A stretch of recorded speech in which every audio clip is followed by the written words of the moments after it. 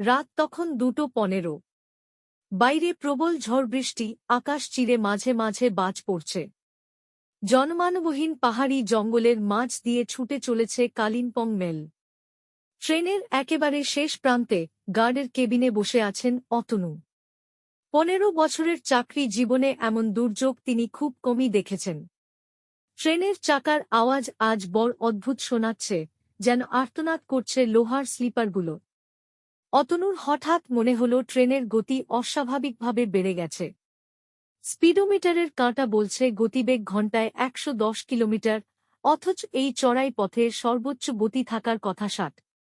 তিনি উদ্বিগ্ন হয়ে ইন্টারকমটা তুলে নিলেন ড্রাইভার বা লোকোপাইলটকে সতর্ক করার জন্য। হ্যালো, কেবিনে কে আছেন? হ্যালো রবি। গতি কমাও, সামনেই তো বিপজ্জনক বাঁক। ওপাশ থেকে কোনো উত্তর নেই, শুধুই একটা যান্ত্রিক গোঙানি বা স্ট্যাটিক নয়েজ। অতনু অস্থির হয়ে নিজের সিট ছেড়ে উঠে দাঁড়ালেন।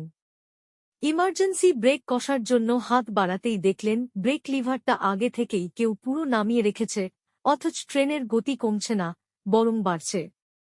জানলার বাইরে তাকালেন তিনি। ঘুটঘুটে অন্ধকার, বৃষ্টির ছাঁটে কিছুই দেখা যাচ্ছে না। শুধু মনে হচ্ছে ট্রেনটা যেন হাওয়ায় ভাসছে। হঠাৎ তার ওয়াকিটকিটা কর্কশ শব্দে বেজে উঠল।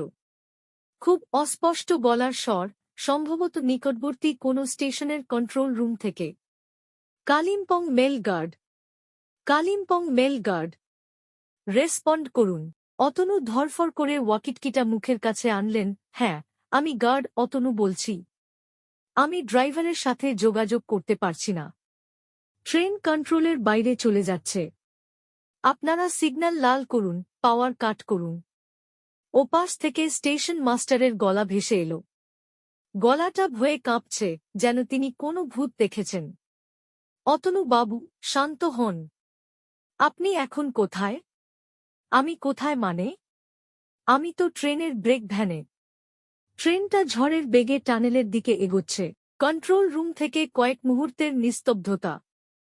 তারপর স্টেশন মাস্টারের সেই হাড়হিম করা শেষ বাক্যটি ভেসে এল, কিন্তু অতনু বাবু, 3 স্টেশন আগেই তো ল্যান্ডস্লাইডে ইঞ্জিনটা খাদে পড়ে গেছে। আপনার বগিগুলো তো কোনো ইঞ্জিন ছাড়াই গত আধ ঘন্টা ধরে ছুটছে।